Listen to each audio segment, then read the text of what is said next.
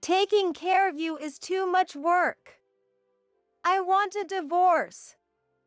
I want my freedom. As soon as I ended up in a wheelchair, that's what my husband started saying. After being together for over 40 years, I can't believe he would say something like that to me. He's a henpecked husband and stubborn, and I have plenty of complaints about him. But after over 40 years, I thought we were family. How could he say something like that? Someday, he'll regret letting go of a wife who did everything for him. My name is And I'm 67 years old. I want baby soft skin again. Is it too late? No, my heart is still young, so it should be okay. I can say my heart is young now, but I was once very disheartened. That was about 3 years ago. I was struggling with my relationship with my husband, Mike. It's been several years since he retired and we've been living off our pension. While many people have college degrees, Mike graduated high school and became a department manager at a large construction company before he retired. Maybe as a reaction to quitting his job, he started acting like a boss at home. Mike has always been a henpecked husband. Mike's father and my father were henpecked husbands too. Growing up in the countryside, all my friends' families had henpecked husbands. Because of that, I just accepted that this is how husbands treated their wives. Nowadays, there's a lot of outcry about how being a henpecked husband is disrespectful to wives, and I really feel that's true. Mike, being so stubborn and henpecked, never got along with our only daughter, Karen. Now that she's an adult, she keeps in touch with me but is estranged from Mike. Even Karen rejects him. I'm probably the only one who can handle being with this husband. I could tolerate just being a henpecked husband because I'm used to it, but since retiring, Mike has too much free time and constantly comments on the house not being clean enough or the efficiency of my chores, which is honestly annoying. What do you want for lunch? Something simple is fine. So when I make a sandwich, he gets mad and calls it lazy. While I'm cleaning the kitchen, the drain's still slimy, isn't it? He says. Even if I was about to clean it, if I said that, Mike would definitely get mad, so I stayed quiet. When I argue back, he thinks it's okay to get angry and yells a lot. If it was just that, I could ignore it, but lately, Mike has been unable to control his anger and has started throwing cups, so I try to avoid arguing. At work, he probably yelled at his subordinates with confidence, releasing stress that way. Now, without that outlet, all his anger is directed at me. One day, as I watched a TV show about gray divorce, it didn't feel like someone else's problem anymore. While shopping, I got hit by a bicycle and broke my knee, which required surgery. When the accident happened, Mike was there and looked down at me, in pain, saying, "You're exaggerating." He then quickly went home. A passerby called an ambulance for me out of kindness, and I was hospitalized. Even then, Mike only reluctantly packed the minimum necessities and some documents and handed them to the hospital reception, not even staying with me for the surgery. 2 days after the surgery, "What are you going to do about the house?" Mike finally came to visit and asked, "What? What do you mean?" And I couldn't help but respond. Since I was hospitalized, there was nothing I could do about the house, but what was this foolish husband talking about? I mean the house. I've been doing it, but what are we going to do from now on? Can you take care of it until my leg heals? You're not a baby. I was so stressed out from being in the hospital that I lashed out at Mike and told him exactly what I thought. Naturally, Mike exploded with anger. He ranted about how my neglecting the house was sheer laziness and that I lacked the necessary commitment, causing quite a scene in the hospital room. A nurse quickly came and escorted Mike out, but the other patients gave me cold, judgmental stares. However, it's tough having a hot-tempered husband, isn't it? Mine's the same way. Someone sympathized with me. With friends either having passed away or living far away, I had no one to talk to about my relationship with Mike after he retired. Being in the hospital was a disaster, but it was also good to talk with others about family issues and learn about their situations. It helped me see just how unreasonable Mike was being. I spent about 3 months in the hospital, undergoing daily rehabilitation, but I didn't recover as much as I'd hoped and had to leave in a wheelchair. Thanks to all the complaining about Mike I did with my roommates, I felt much better mentally than before I was hospitalized. Mike had been banned from visiting due to an infection outbreak, so I hadn't seen him at all since his outburst in my room. We only communicated the bare minimum through messages, like where to find the fabric softener. Apparently, he managed to live just fine on his own. Mike isn't all bad. We've been together for over 40 years, after all. I decided not to give up on him just because he became more irritable with age and resolved to be a more patient wife who could let his words slide. But then, on the day I was discharged, even though I had informed him, Mike didn't come to pick me up. It was impossible for me, still not used to the wheelchair, to navigate the train and bus alone. I had no choice but to call a caregiving taxi to take me home, and as soon as I unlocked the door, Mike came storming out. "Why are you back?" he yelled. "Why? I told you I was being discharged today. Why didn't you come to get me?" I was so shocked.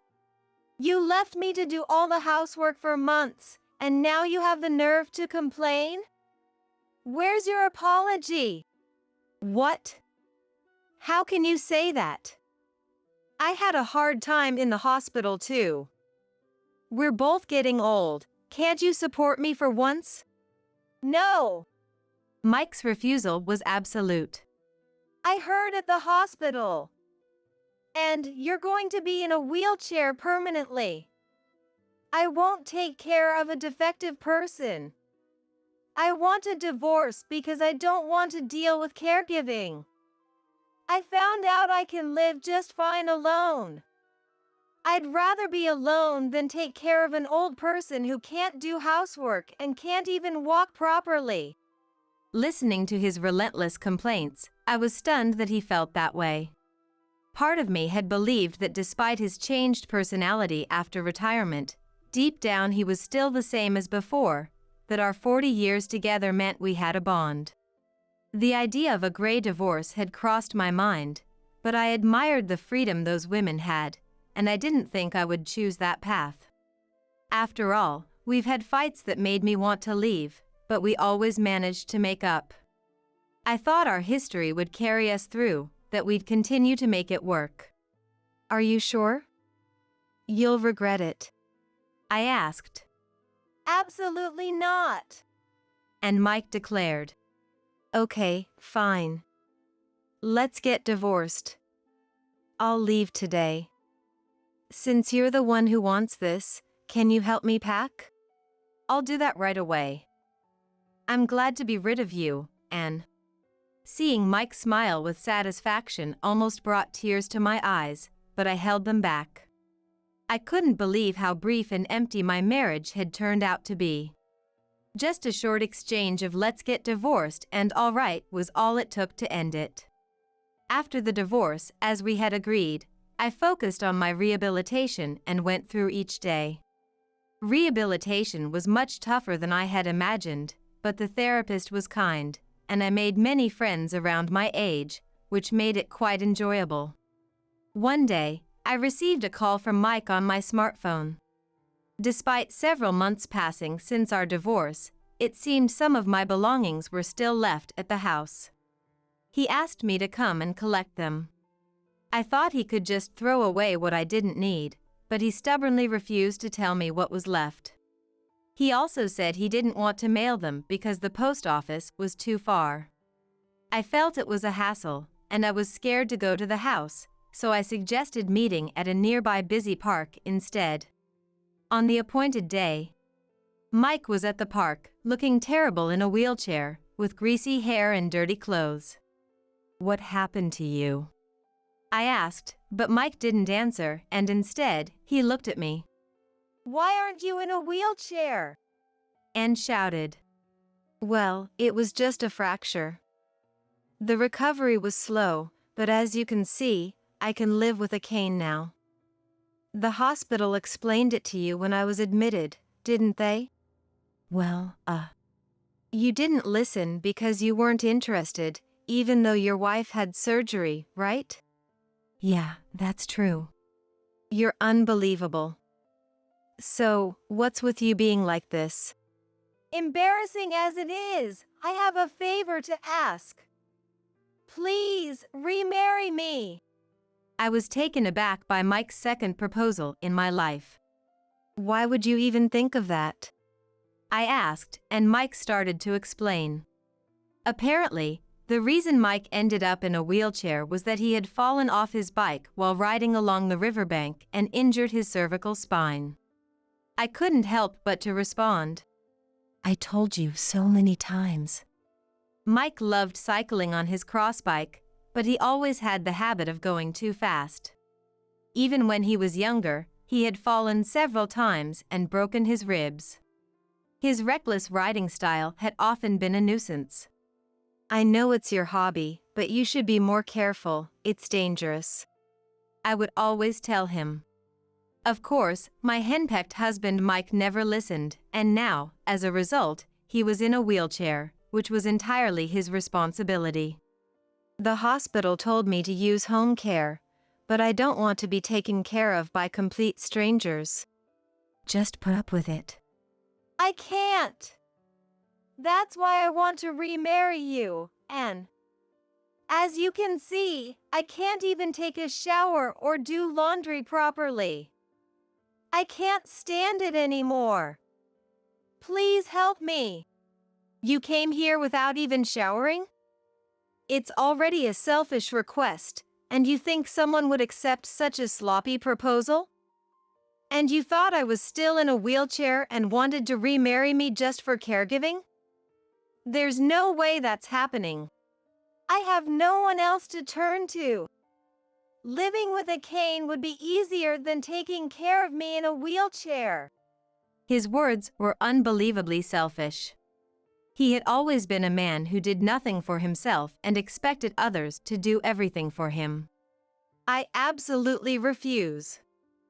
It's too much trouble to remarry. I want to be free. Got it?" I rejected Mike's proposal as if to return the words he said to me during our divorce, and he asked, "Are you serious?" "I can't believe you're serious with this proposal, Mike. It's way too audacious," I responded with a smile. "Think it over. Are you really going to abandon me in this state?" Mike shouted. "Saying I'm abandoning you is rude. Even in this state, no one would want to marry someone who relies on an ex-wife, no, a stranger. Besides, you were the one who left me first. The accident and your current state, they're all your responsibility.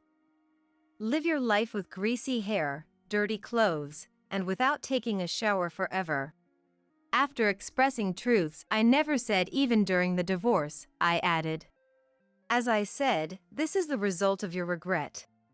Mike seemed to realize he couldn't do anything anymore and hung his head completely. At that time, I thought a day would come when he would get tired of living alone despite thinking it was easy because he was used to having people around him, but I never expected it to turn out like this. "Fine. I'll give up on and rely on Karen." "Karen? That's impossible." "What?" "Karen is living with me now. Besides, both Karen and her husband hate you. How can you think you can rely on them now?" Mike stood there dumbfounded at my words. He seriously thought he could rely on Karen. Maybe he hit his head too hard when he fell off his bike. He really has no one else to rely on. He should just request home care services. By the way, there are 3 reasons why Mike is hated by Karen. The first is that he was excessively a henpecked husband. Not only to me, but he also tried to make Karen serve alcohol during meals, and she got angry. "I'm not Dad's slave," and began to hate him. The second reason is that he repeatedly tried to introduce his subordinates to Karen as marriage partners. Of course, I stopped him, but he often brought his subordinates to our home under the pretense of just having a meal. And Karen got fed up and furious. The third reason is that when Karen was getting married, Mike heard that one of her fiancé's siblings was disabled and said, "Are you planning to make Karen take care of him?" He fiercely opposed the marriage. Her fiancé declared that there was no such plan and that she wouldn't have to, but Mike didn't believe him. Mike originally wanted Karen to marry someone he approved of. I understood he was worried about Karen. But it would have been better if he just opposed the marriage out of concern. Instead, he harshly criticized the fiancé's brother's disability, showing a complete lack of morals. Repeating what he said then would instantly cause a big problem now. While I understood Mike's feelings, his filthy insults made it impossible for Karen to grasp his true intentions. Karen ended up eloping. I didn't oppose the marriage, so I kept in touch with Karen, but as I said before, she cut ties with Mike. There was no way Mike could live with Karen and her husband. In the end, their marriage went well, and Karen didn't have to do any caregiving. Thanks to her high-earning husband Joe, she's living freely as a housewife. Their marriage was the right decision. Right now, I'm actually in a situation where I've had to rely on Karen after my divorce left me without a place to go, and I feel a bit guilty towards Joe. But when Joe said, "I really liked the pasta you used to make, and so please make it again when you're feeling better," it made me feel happy and hopeful that maybe I could stay with them even after I recovered. When I told Mike about our current situation, he asked, "So, what am I supposed to do?" "You're not a baby, figure it out yourself." "What?" "I've got Karen waiting in the car, so I need to go now." "Take care." With that, I left the scene. Considering I'm walking with a cane and he's in a wheelchair, Mike could have caught up if he tried, but he didn't. I remember him just standing there, looking stunned and defeated. Later on. "By the way, I didn't get to give you the stuff you left behind that day, so can we meet again?" Mike contacted me again. But Mike hadn't had anything with him that day, so I knew there was no forgotten item and I didn't respond to his invitation. Apparently, Mike had finally decided to hire a caregiver, but just like he did with me, he kept telling the caregiver to do this and that, and they got furious and unleashed a torrent of insults at him. Of course, that caregiver was dismissed and never came back to Mike, but this incident seemed to have traumatized him, and he's been quite distrustful of people since. People who act tough usually crumble easily when faced with real opposition. The new caregiver is kind, but Mike is still scared and probably wants me to come back.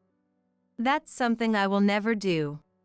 On the other hand, my leg has healed significantly, and while I can't move as smoothly as I did before the injury, I'm now able to go for walks without much trouble. I've heard that staying inactive would make my leg worse, so every sunny day, I go for walks with Karen and my grandkids. Sometimes Joe drives us to a nearby field with gentle slopes, and we all enjoy a picnic together. I had planned to move out once I could walk again, but Joe told me, "The kids are so attached to you, so if you don't mind, please stay here." So, I've decided to stay. Unlike Mike, Joe takes care of himself and even helps with the household chores. He also takes the initiative to support me, and he's truly a wonderful person. Thanks to my divorce from Mike, I'm now surrounded by such a wonderful family and I am happy. Mike, thank you. This is what I deserved all along. Have my kids already, will you? There's absolutely no joy in hearing that from someone you've severed ties with. In fact, it's downright creepy. Besides, it was Kendrick, my ex-husband, who filed for divorce on his own accord. This is just too convenient for him now. As I remained silent, Kendrick, misinterpreting my silence, laughed loudly. You just can't manage without me, can you? What? I'm already remarried, though. What? Hearing Kendrick's surprised voice, I couldn't help but laugh. I never thought you were such a bitch. His words don't affect me in the slightest. I simply told him, don't contact me ever again, without waiting for a reply, and hung up the phone. Violet, what's wrong? Well, actually. When I told my husband Matthew about the call, he immediately offered to handle it.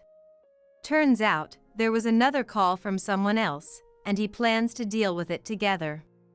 As I look forward to the retribution against those two who hurt me, I start making some tea. My name is Violet. I'm a 35-year-old housewife. After divorcing Kendrick about 5 years ago, I remarried. Now, I'm a mother of one child. Given how awful my marriage to Kendrick was, I feel incredibly happy now. I met Kendrick at a trading company's reception desk, where he made the first move and we started dating. Many around me got married through introductions, but my parents, wanting me to have a love marriage, supported my relationship with Kendrick. After getting my parents' blessing, the engagement and marriage happened swiftly, within a year of dating. Kendrick seemed authoritarian, but he was fundamentally kind, and our marriage was smooth at first. However, about 6 months into the marriage, Kendrick's attitude did a complete 180. Hey, dinner. What? I was confused by his sudden demand. Just yesterday, it was. What's for dinner today? Or, what should we eat for dinner? As I wondered how to respond, Kendrick raised his voice in irritation. I'm hungry. Hurry up and make dinner. But I haven't even started on the rice yet. Useless woman. Forget it. Wait, where are you going? Ignoring me, he put on his shoes and left abruptly. I stood there, stunned, watching the door he had slammed shut. Did I do something wrong? I tried to recall recent events in my head, but still couldn't figure it out. Eventually, Kendrick returned the next morning, immediately took a shower, and locked himself in the bedroom. Actually, that day was my birthday, and we had promised to go out for a meal, but I couldn't bring myself to say that, so I started doing household chores. Hey! The noise from the cleaning is too loud. Are you harassing me? No, it's just that since we're not going out today, I thought I'd clean. Not going out is your fault. My head hurts, keep it down. I'm sorry. Looking back, it's clear Kendrick was in the wrong, but at the time, I convinced myself that I was the one who had upset him. And as Kendrick realized this, he became even more tyrannical. The food's bad, make it again. What? Got a problem with that? No, no problem. I'm sorry. Every time, whether it was about the meal or cleaning, he found fault, and I grew weary. Yet, I still loved Kendrick and believed he would become kind again. That's why I tensed up every day, making sure the housework was done. But that was a mistake. You're like a mannequin, so boring. One day, Kendrick spat out those words and left. Then, upon his return, with a triumphant look, he declared to me, I've cheated on you. What? Why? Because you're not satisfying. Got a problem with that? But we're married. Kendrick glared at me with a menacing look. And then he started yelling with a face like a demon. Do you have a problem with what I do? It's not that, but... There's no but. Don't you even know to respect your husband? Kendrick placed his hand on the wall with a bang. Being 8 inches taller than me, His action made me shrink back completely. Then suddenly, Kendrick spoke to me in a sweet, gentle voice. I don't want to do this either. All would be good if you tried harder. Right, I understand. I'll do my best. That's right. A husband's affair is the wife's fault. Hearing that, I actually started to believe it and nodded my head. After that, Kendrick began to lash out at things whenever he was displeased. And afterwards, he would always talk to me in a sweet, gentle voice, explaining, I'm doing this because I care about you. I was completely trapped by Kendrick's words, believing it was all my fault, my inadequacy, unable to escape the cycle of self-blame. Then one day, Kendrick brought home a young woman. This one's pregnant with my child, so from today, she'll live here with me. What do you mean? The woman, with a triumphant look, answered me. Meaning, I'm pregnant with Kendrick's child, so you're no longer needed. I'm Ashley, I married Kendrick, and I'll be living here from today. Suddenly being told she'll live here, I couldn't keep up. Pregnant? Married? So many things hit me all at once, and I was completely confused. I was the one married to Kendrick. We hadn't divorced. So why did this woman claim she was married to Kendrick? To this, Kendrick loudly explained the answer. I got bored of you, and have filed for divorce. You should be thankful to Ashley for writing it for me. Thankful? You filed a divorce? What am I supposed to do? Don't care, though I'll keep you as a housekeeper if you want. Kendrick said this with a nasty smile. At that moment, I finally woke up. That's fine. I'll leave today. Going back to your parents? Make sure you tell them it's all your fault. No, I'll tell them everything, without hiding a thing. Hey, wait! Ignoring Kendrick's attempts to stop me, I left the house with just my luggage. Upon returning home, my parents were shocked and asked about the situation. I told them everything. They listened to the end and were angry with me. Together with my parents, we went to my dad's company lawyer and sued Kendrick and Ashley for compensation in the divorce. Of course, Kendrick and Ashley refused, but since he filed for divorce on his own and remarried, and with a baby on the way, they couldn't escape it. In the end, we demanded $50,000 from Kendrick and $40,000 from Ashley. They had to take out loans to pay it all at once, but that was none of my business. I started working again, on my own. Initially, I thought about returning to office work, but I liked housekeeping and started taking on jobs personally through my parents' connections. Thanks to word of mouth, my client list grew, and I was busy every day. One of those clients was Matthew. He was wealthy and traveled the world alone, delivering supplies to children and teaching them. Since he was only home a few times a month, he gave me the keys and asked me to clean. Initially, I refused, but after being asked multiple times due to a recommendation from someone I knew, I agreed to clean a few times a month. Eventually, I also cleaned while Matthew was in the US. Matthew, who likes simple things, matched well with me, and we often had engaging conversations. After about 2 years of this lifestyle, Matthew said something unexpected. I like you, Violet. Would you consider dating me with marriage in mind? What? Matthew was handsome and smart, and I was sure there were better women out there for him. That's why I initially refused. But Matthew didn't give up and kept asking me out. I remember how happy he looked when I accepted for the first time. Eventually, I went on 2, then 3 dates with Matthew, and on our 4th date, he asked me again, and I agreed to start dating. He quickly introduced me to his parents and openly stated we were dating with marriage in mind. My in-laws were very kind and didn't mind that I was divorced. After dating for a year, we got remarried.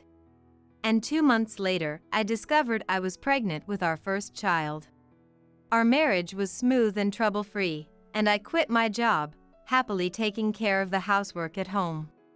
Matthew was always capable around the house, so we often did chores together. With a child on the way, Matthew decided to stay in the US. However, wanting to continue his work, he established an organization and became its president. He turned it into a corporation that generates revenue in the US to support children overseas.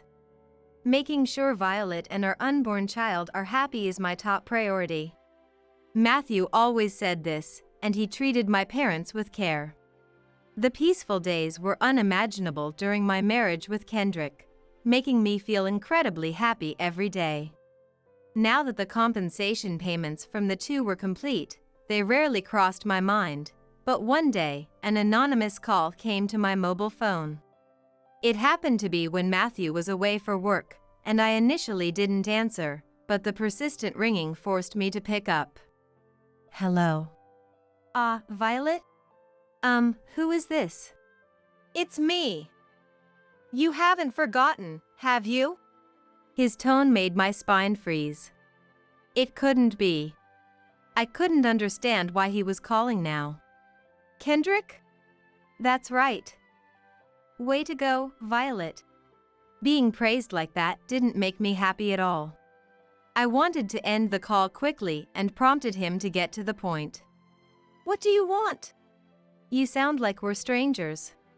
Kendrick cheerfully shared his recent events. However, none of it mattered to me.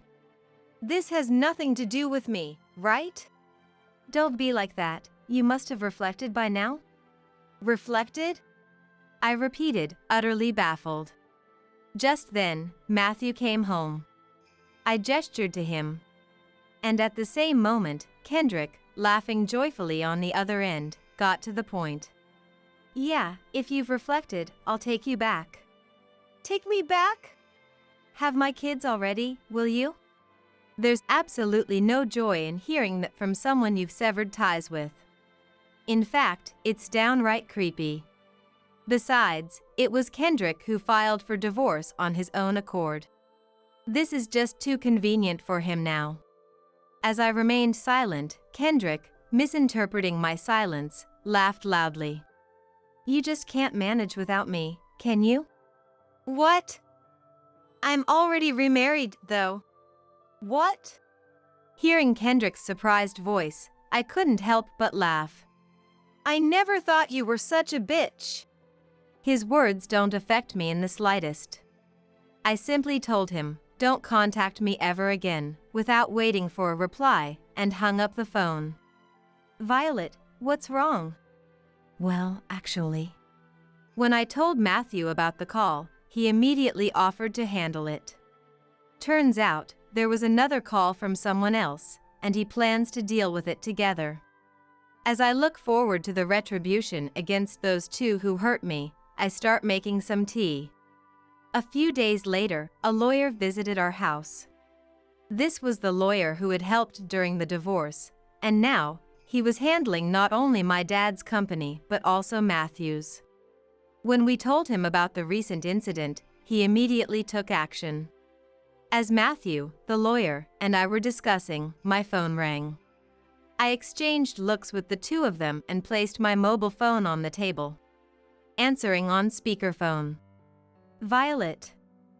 That call was too sudden for you last time, wasn't it? But don't sulk and lie. You can't be remarried, I'm still here. Hearing his selfish interpretation made me sigh. Feeling embarrassed that I ever liked such a man. Matthew, sensing my feelings, responded with a wry smile. That's not a lie. I am Violet's current husband. Huh? What are you talking about? Violet, just report this delusional guy to the police. It's not a misunderstanding, we are truly married. We've even filed the marriage documents. Matthew spoke calmly throughout, while Kendrick grew increasingly irritated. I made it clear to Kendrick. What he's saying is true. I'm remarried. So, please don't contact me anymore. I told you to stop sulking. So, you've been told to say that, huh? Not at all. In fact, our lawyer is here right now. He can explain if you'd like. The moment I mentioned the lawyer, Kendrick became noticeably agitated over the phone. Then he commanded me in an annoyed tone. Then just divorce him quickly and come back. I'll forgive you if you apologize sincerely. I'll come to pick you up tomorrow. Kendrick's inability to understand was giving me a headache. That's when the lawyer spoke up calmly. Kendrick, you do know there's a restraining order against you approaching Violet? Any contact means you'll owe her compensation. What? That's expired, right? Not at all. It's ongoing. The lawyer's words finally took the wind out of Kendrick's sails. But then, Kendrick tried a softer approach, trying to persuade me. Come on, Violet. You'd be happier with me, wouldn't you? Is it really impossible? It's impossible. After all, I have a child now. What? A child? Kendrick, possibly shocked, went silent over the phone. Matthew then declared, as if delivering the final blow. I can make Violet happier than you ever could, being self-centered and authoritarian. We will not divorce, and she will never go back to you. I nodded in agreement and held Matthew's hand. And while Kendrick remained silent, I hung up the phone. For about 2 weeks after that, there were no calls from Kendrick. Just when I thought he might have given up. Our doorbell rang one day. Who could it be? I was shocked when I approached the intercom. Kendrick was there with Ashley, the woman he had cheated with. I had heard they had broken up, but it seemed they were still connected. Holding my mobile phone, I pressed the record button before responding. You know you're not supposed to come near. You. If you have money, return the compensation from the divorce. I thought people changed over 5 years, but hearing Ashley's words, it seemed they were after money. My wealth has nothing to do with returning the compensation to you. It's the same thing. How much money do you want?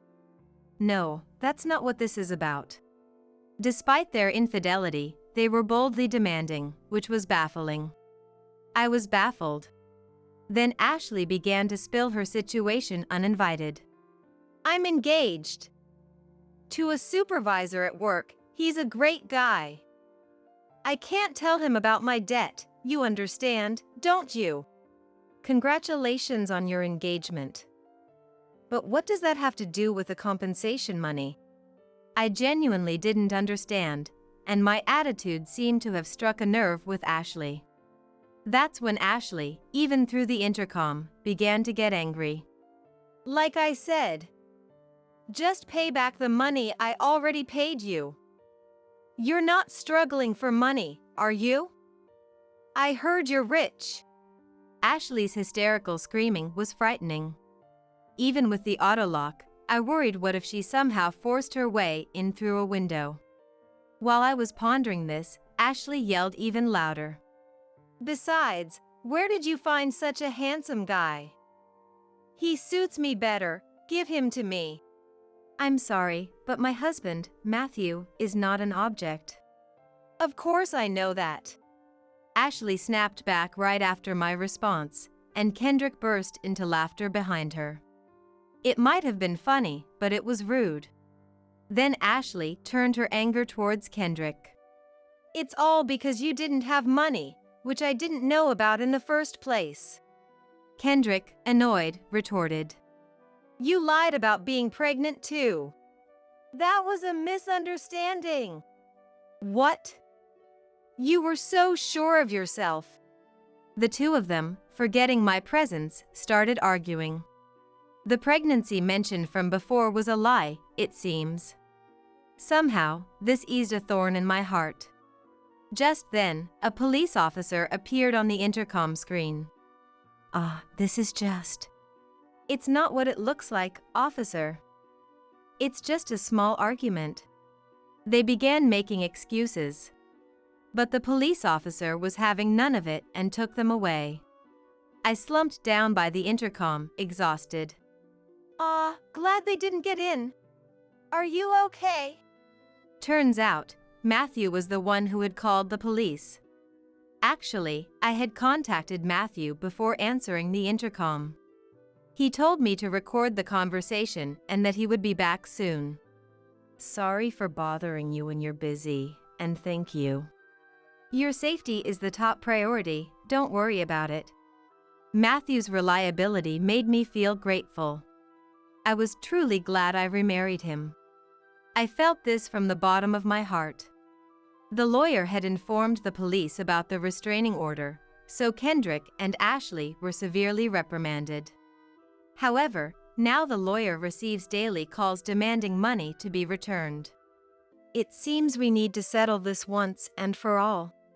After receiving a call from the lawyer, Matthew and I decided to confront them head-on. When we told them through the lawyer we wanted to meet, Ashley and Kendrick were thrilled, probably thinking they would get some money. We prepared thoroughly for the day. On the day of the showdown, my parents also came, having been informed beforehand.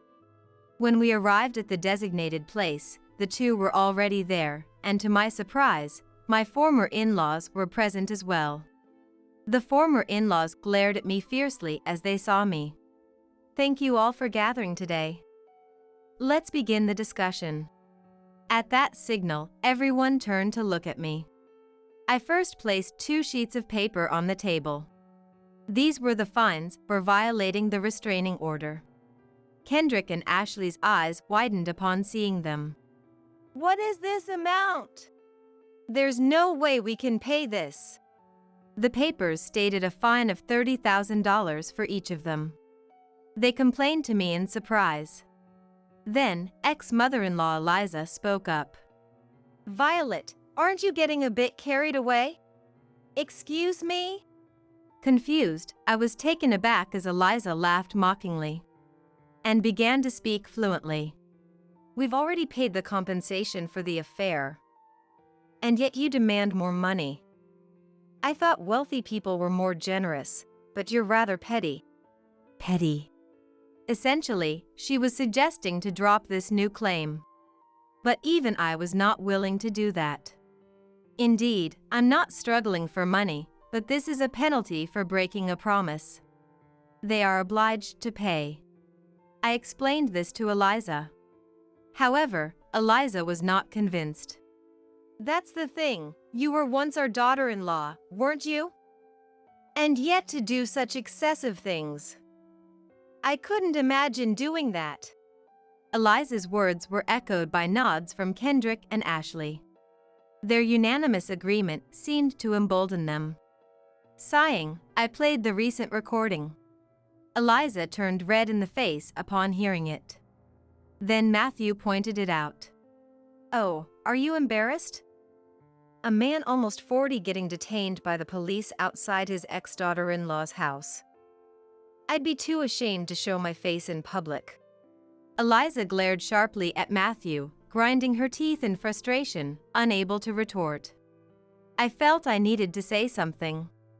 So I spoke up. Well, at least nothing was broken. If the statue had been damaged, it would have been a big deal. That one cost about $800,000.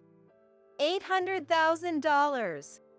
Eliza's face turned pale upon hearing my words. Kendrick and Ashley's mouths dropped open. Then, it dawned on me. I had never mentioned my parents' assets to Kendrick. My parents' total assets are around $29 million, so it's not a big deal for us. But it would be troublesome for Kendrick and Ashley if they had to compensate. $29, Em? You're lying. Why would I need to lie? Realizing my words were all true, Kendrick's face went ashen. Ashley, having watched this, suddenly turned to Matthew with sparkling eyes. So, Matthew, you must be quite wealthy too, right? What? Matthew clearly showed his disgust, but Ashley kept talking to him. Indeed, Matthew's total assets were similar to my parents'. But that was irrelevant to our current discussion. So why not ditch such a demanding wife and marry me? I'm pretty, and I'd look good in a dress. Indeed, Ashley was still young and beautiful, enviable even.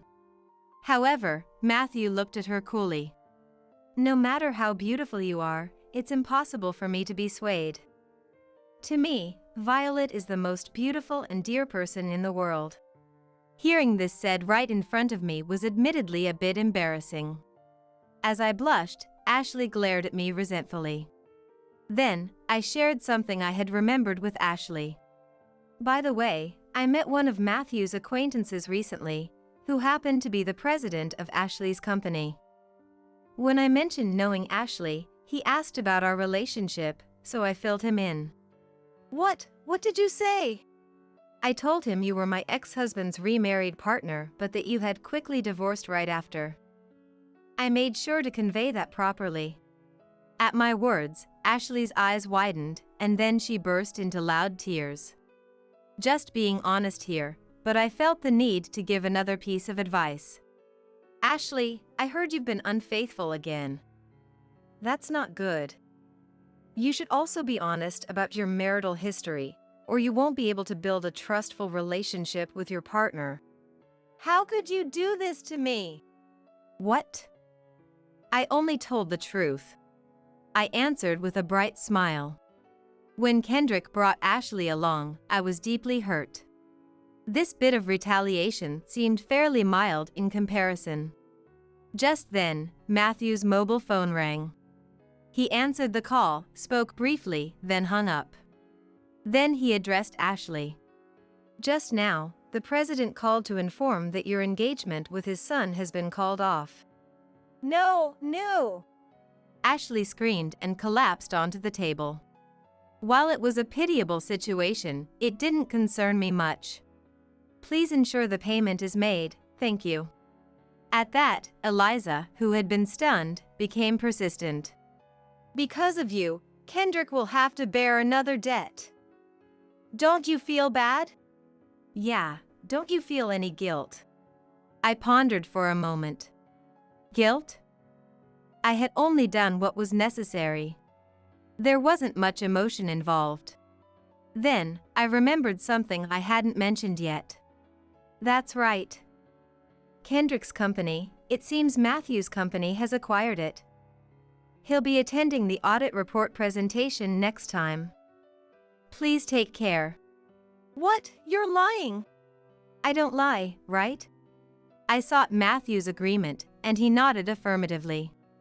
Seeing this, Kendrick seemed defeated, unable to say anything further. However, Eliza, undeterred, tried to persist. At that moment, ex-father-in-law Tarek, who had been silent, spoke up. I'm truly sorry, Violet. Allow me to apologize on behalf of them. With that, he bowed his head, which took me by surprise. Tarek had always spoken out against Kendrick's actions and Eliza's snide remarks during my marriage. He was the one who insisted on paying the compensation from the divorce lawsuit in full, even if it meant taking on debt. Therefore, I harbored no ill feelings toward Tarek. Tarek, please don't apologize. It's all right, let me apologize. As he bowed, Eliza looked at him as if he were unbelievable. I will ensure the compensation is paid in full, even if it means taking on debt. Also, I'm divorcing Eliza. Divorce? Why? I can no longer tolerate your senselessness. At Tarek's declaration, Eliza clung to him, her face turning pale. However, Tarek's resolve was firm, and realizing this, Eliza, like Kendrick, became dejected and stopped protesting. We just need the payment signed off, and you can handle the divorce yourselves. Understood. Come on, both of you, sign this now. Prompted by Tarek's stern voice, Kendrick and Ashley reluctantly signed the payment agreement. Matthew, my parents, and I verified their signatures before standing up to leave. Just before exiting the room, my parents, who had been silent till then, spoke up. Wasn't differences in values cited as the reason for your divorce? Indeed, our values are vastly different, significantly so. Therefore, we kindly request no further involvement with us. Violet, who was hurt by Kendrick, is now very happy. If anyone intends to disrupt this happiness, be prepared. Feeling my parents' love, tears welled up in my eyes. Matthew, holding my hand, gave me a reassuring smile. We left the matter in Tarek's hands and departed from there. Later, the fine for violating the restraining order was duly paid. How they managed it was of little concern to me. Kendrick apparently got fired after failing an audit. It seems he was engaging with women during work hours, neglecting his duties, and simply incompetent at his job. Though he appeared capable during our marriage, it turns out he had been offloading his work onto juniors, who eventually got promoted, leaving him sidelined. Once his performance evaluations tanked, he was promptly offered early retirement. Kendrick accepted the early retirement, but the severance pay went towards repaying his debts, and he was rumored to be job hunting again. However, companies within the same industry were reluctant to hire him, and he ended up working part-time at a grocery store to make ends meet. Ashley's engagement was indeed called off, and it was revealed she had been involved with another man, leading to additional compensation claims. Struggling with payments to me and her ex-fiancé, she quit her job and now works at a nightclub. Given her history of leveraging her looks, it's ironic that at 28, she's considered old in the nightlife industry, struggling to attract patrons and working part-time during the day. While I feel a bit sorry for her as a fellow woman, it also feels like karma. Tarek did go through with the divorce and visited me to convey his well wishes, for which I was grateful. He's now back at his family home, dedicating himself to farming, and I hope he stays healthy and active for as long as possible. As for Eliza, after being divorced by Tarek, she moved in with Kendrick. Having never worked in her life, Kendrick bears all living expenses. Tarek mentioned that Eliza's extravagance often leads to loud arguments at their home. I recently gave birth to a beautiful baby girl, adding joy to our lives. Thanks to Matthew's dedication to childcare, I've been able to get ample rest. Furthermore, since Matthew took paternity leave, we've managed to care for our child more relaxedly during the day. The time we spend discussing this and that about childcare is incredibly joyful. My parents adore their first grandchild, and every time they visit, the collection of new toys grows. Recently, we've accumulated so many toys that we renovated a room into a toy room. Matthew and I are also talking about going on an overseas trip once our child is a bit older. I'm looking forward to a bright future, feeling truly blessed. Violet. It's almost time for feeding. Okay. I'll be right there. Today, Matthew is taking care of everything except feeding, so I'm able to read at my leisure. After drinking some caffeine-free tea, I stand up and head to the living room. There, I see our child crying with its back arched and Matthew, looking flustered but happy. It's a scene straight out of a happiness painting, making me smile involuntarily. What are you smiling about? Nothing. With that, I take our child from Matthew to start feeding. It feels like this happiness will continue forever. It's strange to have such a premonition. It's bright outside. After feeding, we should go for a walk, all three of us. I shared this idea with Matthew, smiling.